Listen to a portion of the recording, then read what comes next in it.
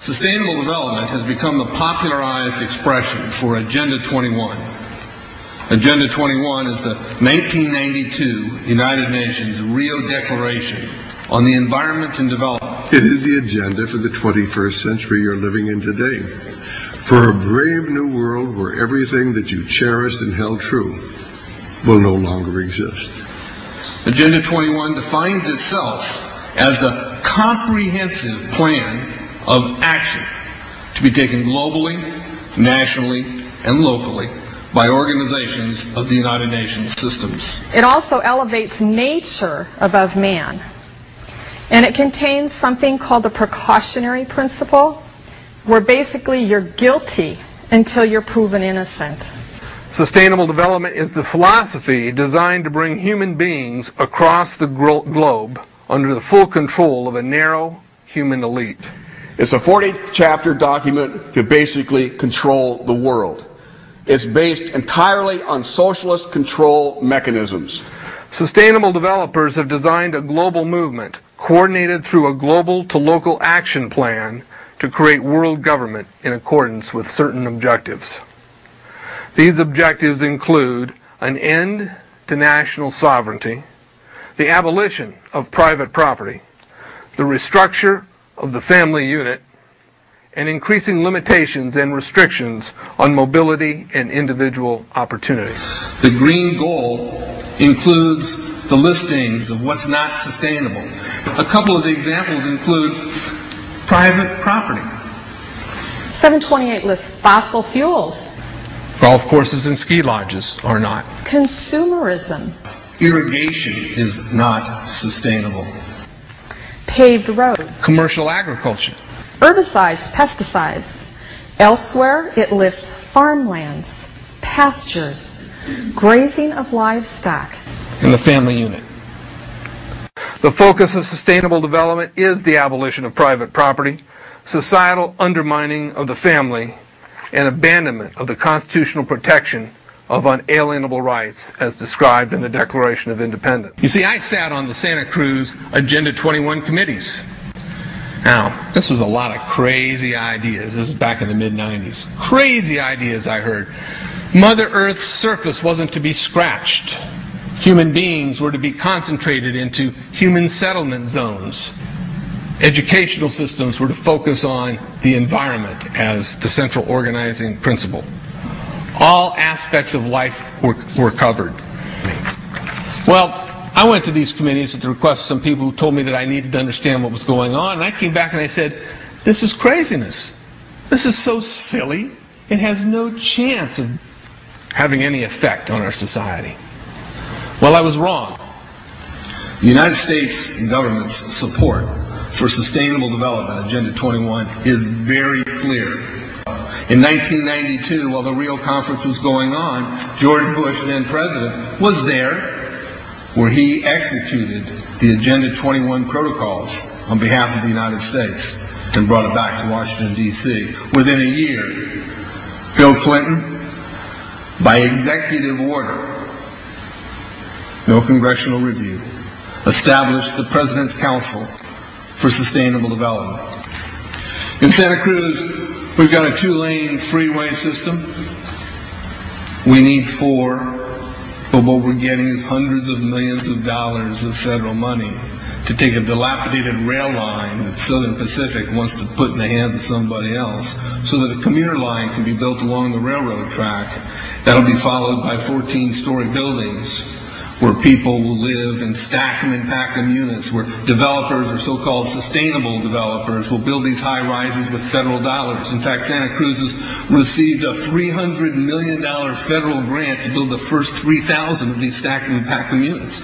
The County Board of Supervisors has said, if you are a sustainable developer, you're immune from any construction defect liability.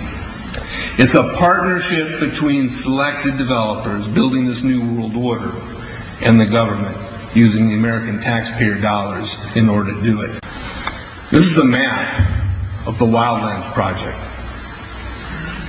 To explain the map, the red are areas that are to be off limits to human beings.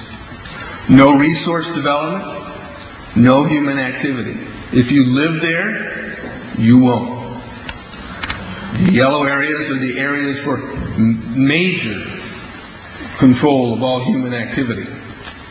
If you live there, you won't. The black areas, the black dots, are the smart growth zones. That's where human beings are to be stacked and packed in small living units along rail tracks. The smart growth program ultimately has jobs assigned and children cared for by the state. The question has been asked many times how the people who are perpetrating these things expect to do this and make it last. And the answer to that is that you steal a generation of children and you indoctrinate them so that they accept these ideas and they become global citizens in the coming global village. UNESCO came out and declared 2005 to 2015 the decade of education for sustainable development.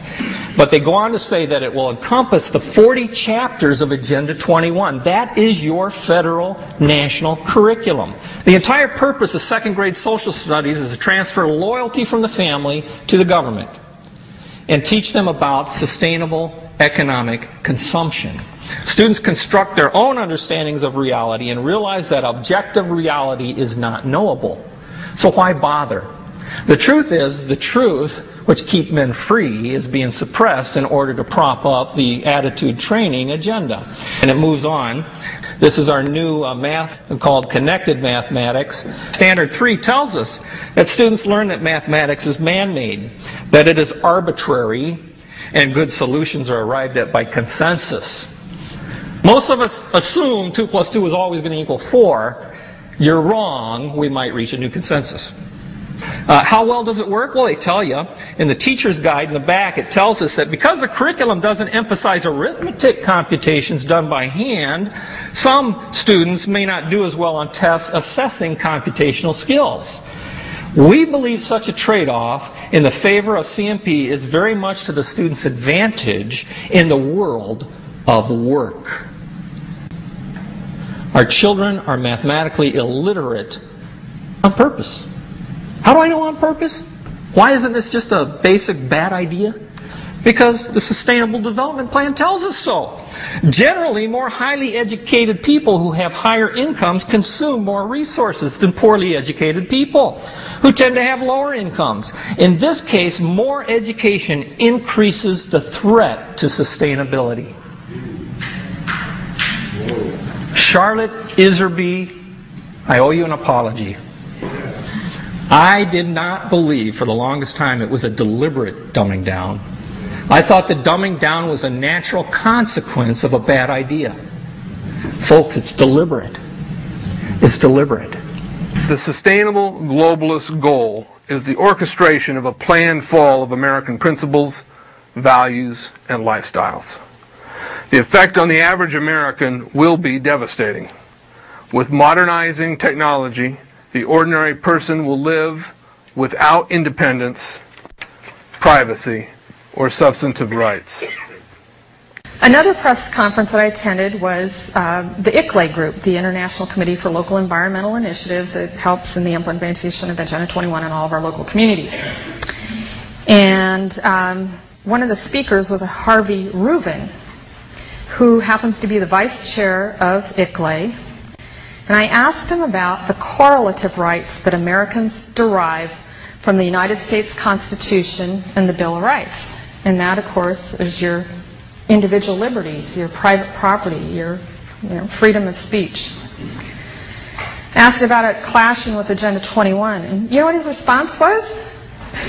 Individual rights must take a back seat to the collective.